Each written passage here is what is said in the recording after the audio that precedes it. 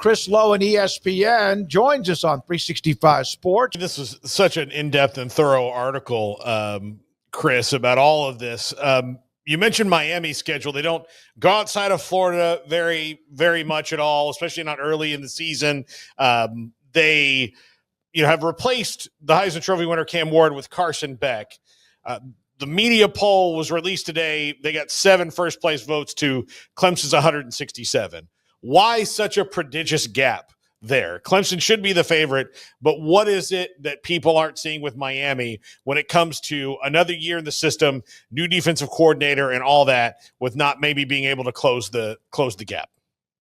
Yeah, I guess there's some doubt about what Beck will be.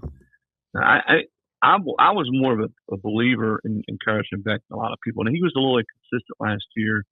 He got hurt at the end of the year. But I'm one of those who believes had he not gotten hurt, I think Georgia's got a great chance to at least get to the championship game. I think he was enough of a difference maker. So we'll see how he plays there in a new system. As for Clemson, I think it says more about Clemson than it does Miami. I spent some time with Dabo recently on campus. I'd be shocked if this is not his best football team since that 2015 to 2020 run. When they won 2, they played for 2 more. They were a top 5 team every year. This just looks like a championship level team. In the offensive line, they've got a 3rd-year starter quarterback in Klubnik. He's got every single one of his top receivers back. Defensively, they got 2 pros there on their defensive line, Wood and Parker. They bring in the kid from Purdue, the pass rusher, who was really good in the Big Ten last year. They just look like a really deep, talented, experienced football team. And I just don't see anybody on their schedule in the league that's going to beat them. Now, they play LSU out the gate. That's another one of those games we talked about, out-of-conference game. That game's in Clemson. I guess there's a lot of chatter about which one's the real Death Valley. But that's a big game really for both schools, and certainly for LSU because they have not played well to open the season the last few years. But I just think you're going to see in that game that this is a Clemson team that is loaded. And again, I really think we'll be back to where they were when they had it going there, from 15 to 20. They to me just look like far and away the best team in the ACC. So, as Paul said, there's just a lot of really cool notes in here. I like the way you kind of separated it into different sort of storylines as well. For example, one of them taking Saturdays off. Houston plays 3 Friday games and a Thursday game, which is just that's pretty crazy. But at the end, you mentioned a separate Big 12 team there in Texas Tech, who everybody's heard about this offseason, Chris. I mean, we've heard a lot about Texas Tech. You do point out that while the beginning of their schedule is very manageable, with Oregon State kind of a question mark about where they are, there is this stretch where Texas Tech will be playing a bunch of Big 12 games in a row, 7 straight Big 12 games without a bye from October 4th to November 15th, which would include BYU and K-State and Arizona State and so on and so forth. Just what do you make of all of the talk and the road ahead for the Red Raiders, and just big expectations, bigger than ever before in Lubbock? Well, and it should be. I think this has a chance and should be their best roster that they've had. It's certainly the one best that Joey's had there in Lubbock. But when I look at people ask me all the time, well, how do you think this team's going to do this year? What do you think? What's this race look like in this league? One of the things that I think helps me is when I spend the 3 or 4 weeks looking at these schedules, because your schedule so much plays into that. And as I was looking at the Big 12 and the 4 or 5 teams in that league that I think will be the best, and certainly Texas Tech were among them, that jumped right out. I mean, jumped out. One of the first things that jumped out is they play that many games in league. League games are always different. You don't have a week where you step out and you play an FCS school, but you've got to play that many games in league in 7 straight weeks without a bye. And that's really difficult. It's hard. It's hard to recover. And think about when that stretch is. You go from October to November. It's hard to keep guys healthy. We talk about quarterbacks, but your left tackle goes down. When you're starting corners, you got to bring guys in that maybe aren't quite ready, and you have a tough loss. Then you got another game that next week. You got Arizona State, Oklahoma State, for instance, back to back. Then you go to Kansas State. Then you got BYU at home. that's just the kind of stretch that really tests you. You know, it tests your depth. It tests your ability to get young players ready to play. So if Texas Tech, put it this way, if Texas Tech's standing there at the end of the year with a chance to play for the Big 12 championship, that's one hell of a job by Joey and that team to get through that gauntlet. And there's no game tucked in sometime in November, you know, that you see in some other conferences because of how they feel like their conference schedule can be. So I thought when I read this, I was like, okay, this is because Mississippi State's not very good with Jeff Lebby, and then Texas is loaded. Toughest Power 4 home schedule, Mississippi State. Easiest Power 4 home schedule, Texas. That doesn't seem fair when you're Mississippi State. How much of that is they're not very good, Lebby's going to try to turn it around, or no, they actually, if you look at the teams they're playing, that's a tough run. Yeah, well, it's not great for Jeff. He's second year. I mean, he's completely over all that roster he's had to. You know, but they played 4 playoff teams from last year. Now, granted, if you're a season ticket holder at Mississippi State, you're like, oh, it's pretty cool. We get to see Texas come in here.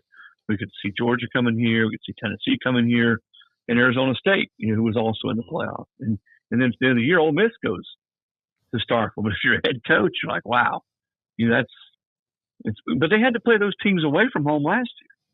So you're essentially flipping that from a year ago. So you'd rather get those teams at home. It just goes back. Remember, this schedule this year and the one last year was the one the SEC made up.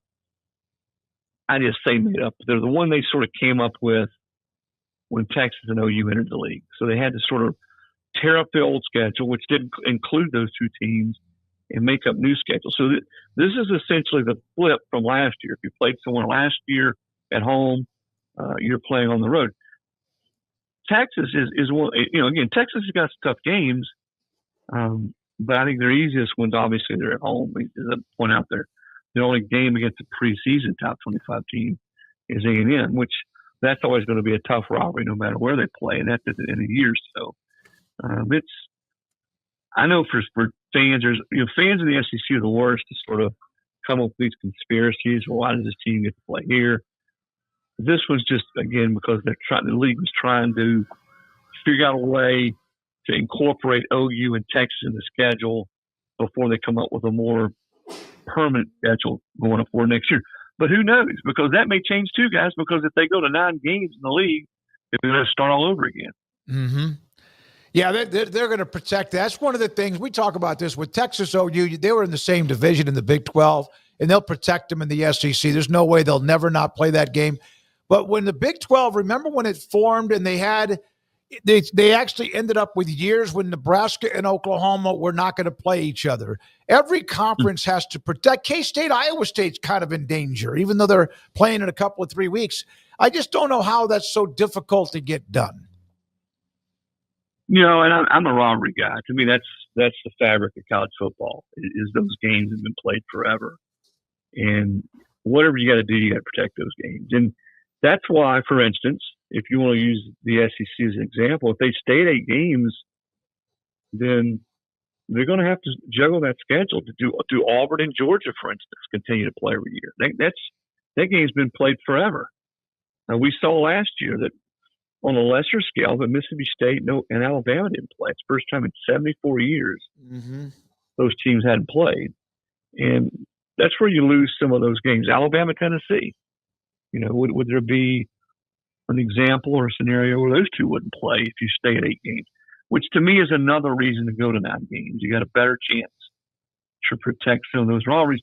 And we've already lost some of them. I mean, Florida and Auburn was always a great game going back in the 80s and the 70s. Well, they don't play every year. So let's hope that we get to the point where I want more good games. I think the fans do. We always forget about the fans and these questions and debates. What's best for them? Well, you look at what it costs to go to a football game now, guys. Oh. I mean, I'm not talking about just the tickets, but if you want season tickets, what you got to pay in donations, hotel rooms.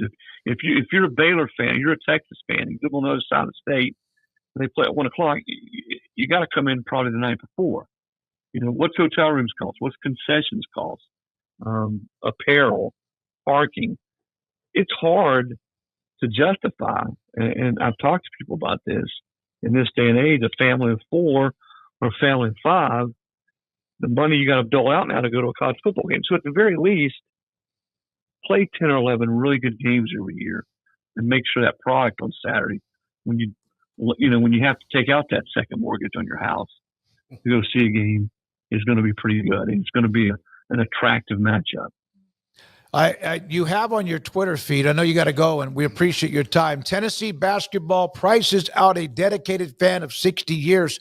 It's not all Tennessee, but when what's his name, Bailey, wants to renew his tickets back in April, he was told it was $4,488 for the 2 tickets to renew it. Last year, it was $1,480 for both those tickets. It's a 300% increase. And yeah, you wonder about squeezing those out, and you hate to see it. It's everything's about revenue. Yeah, well, I understand the business part of it, especially now that you're having to come up with $20.5 million in rev share to pay athletes. I get that. You got to find that money somewhere. But and this is the message that I'm trying to send is, why does it have to be so much of that burden is placed on the fans? You got coaches making, average coaches making $6-7 million. ADs are close to $3 million. What about the dead money that's out there? That schools have made boneheaded decisions and they've had to pay coaches $20 and $30 and $70 million not to coach. So don't tell me that these schools don't have some money and everything's got to be placed on the fan. Do yourself a favor, walk through the athletic department at Texas or Tennessee or Georgia or Penn State and see how many desks, how many people are working in the athletic department now. It's one of my buddies said, it's like walking through the IRS. There are desks everywhere. And these guys are making $30,000 and $40,000 a year. They're making good sums of money. So there's got to be a way to appropriate the money to where people like this gentleman you mentioned from Tennessee, who's been a donor since the 60s, doesn't get squeezed out. Chris, just to follow up real quick, if I can on that, that's one of those things that the coaches wanted more staff, and they want more staff on the field. They had made a rule that limited all that, and then they changed that rule and just opened the floodgates. So, I mean, it just goes back to the leadership they don't really have direction or ideas on how to do things, is to spend more money and charge more money. Yeah, and I'm not an AD, and I understand that's probably a tougher job than anybody could ever imagine in this day and age. But it's not just football staff. I mean, we're talking about marketing staff and social media staff and fundraising and all the people now that the payroll. The payrolls of these staffs are incredible. I know they're looking for ways.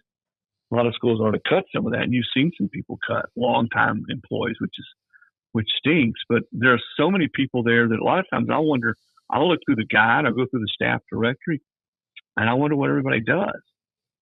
And so that's those are the types of things I'm talking about. I know as a kid, and I put this out there, as a kid, there's no way my family could have afforded to go to multiple games in a season.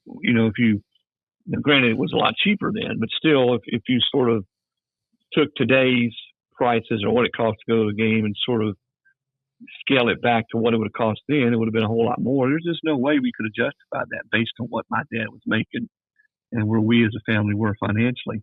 And I think the thing I hate the most about it is college football in particular is about generations of family members, the granddad, the dad, the son, families have been going for years, for a couple games a year, parking in the same place, eating at the same place, tailgating, going to games.